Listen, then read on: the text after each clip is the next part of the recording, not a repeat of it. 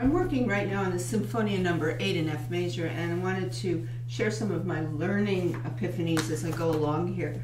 First, there are 3 voices, and it's important that you know every single voice trailed separately all the way across. Now, there's some cases where, the right hand may grab 2 voices, so, when you read it across, it's a little difficult because you have to accommodate the fingerings, sometimes where a voice crosses over between the hands. Nonetheless, in this piece, you can pretty much pull it off. I'll just do the first page. You start out with the alto voice, not the soprano. It looks like, well, there's the melody or the subject, and it should be, the top voice, but it's really in the alto voice, and the clue is that right above it is a whole rest. Means that the whole rest above the notes in the alto means that it's absent a soprano in the very first measure. In the second measure, the soprano comes in with the subject. So the subject you have to know, that's very important, which is, I'm going to go very slowly.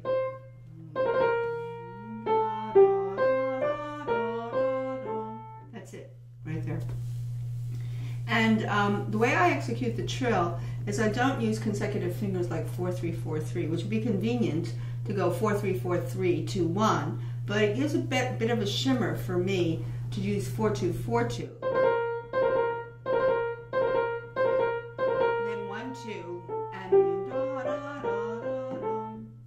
So, and in the left hand when the trill comes, I tend to use 1-3-1-3, like this. It's easier for me. Now, somebody else's hand might fall into a 1-2-1-2 very easily, or a 3-4-3-4, whatever it is. But of course, it depends on what comes after the trill, what fingering you decide on. Let's say I go through the alto voice as best I can and trail it. I'm going to do the alto voice, just the first page. And I go very slow. Rest. The rest is very important to the subject. Rest.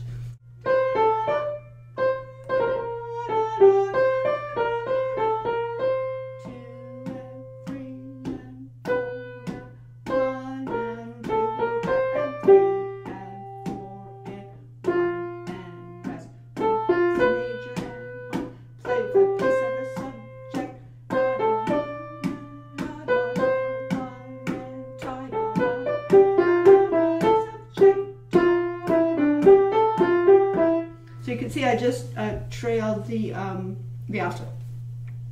Now I can trail the soprano line where it comes in on the second measure with the subject, with the rest, da, da, e, in the 16th eighth. So.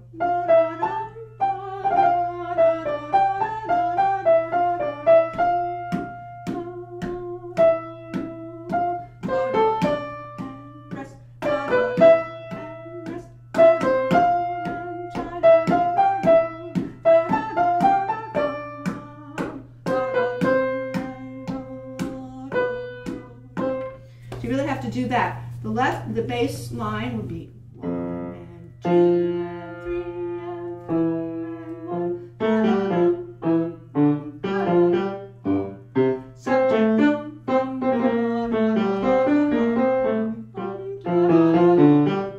Sequences. Subject.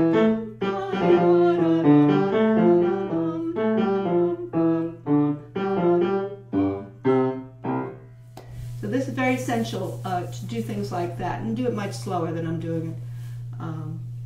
Now what I'm going to attempt to do now is, and this is very tricky, is to go as slow as molasses, as slow as I can, to know all 3 voices as I'm playing them, because I really have to know every line.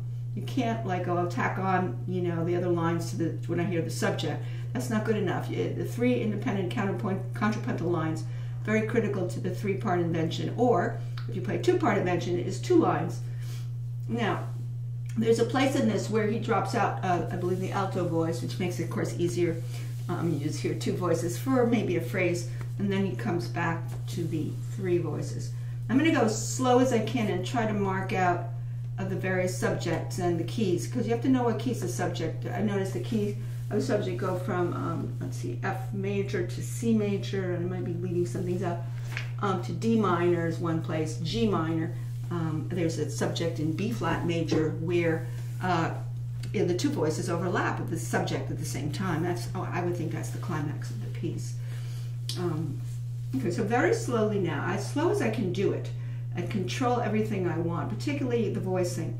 So I'm going to go really slow like this for my practicing. I'm still at a very early stage of learning, so very slowly.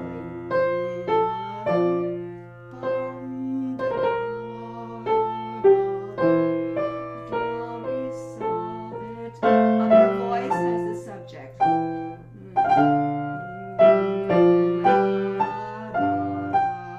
Left hand bass has the subject, and we're in F major.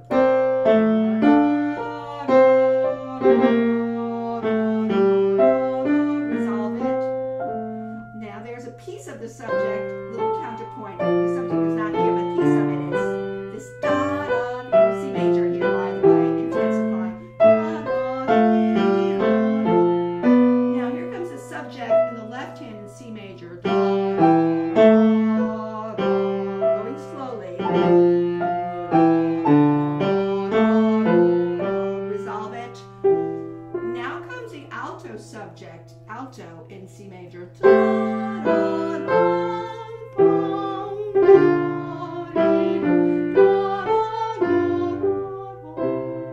Now subject in the soprano. Now overlapping the subject in the bass. That's where it's hard.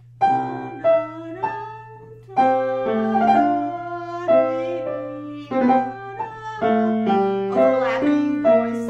Now we're going to D minor right here. You can hear the D minor.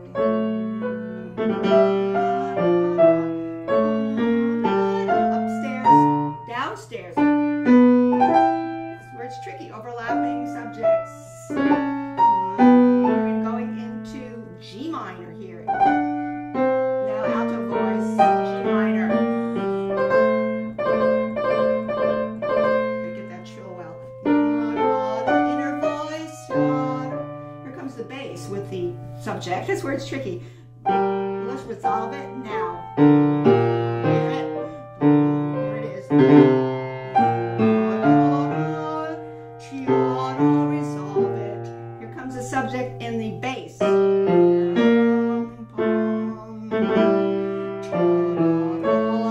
it's back to F, D minor. Upstairs.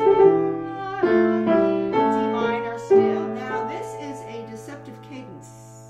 It's so beautiful because it goes from the 5 chord to the 6 chord with a B flat chord there. And now we have a little kind of transition. Because the subject disappeared there.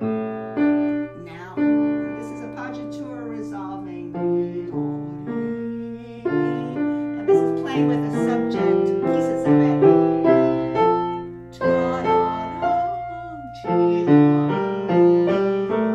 Now we come to the overlapping subject in both hands.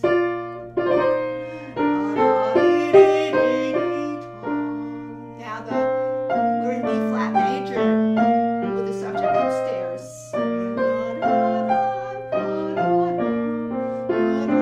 Now we're playing with that piece of the subject which keeps coming back. Now here comes the subject back in the home key. Left hand.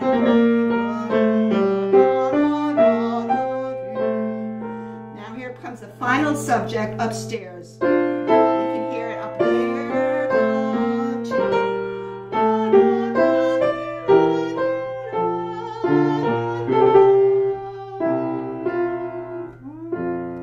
See how tricky this is. It goes to so many different keys. It has 2 basic ideas. One is the subject that you want to hear, and then he has between the subject this interlude of the piece of the subject, which presented on the first page as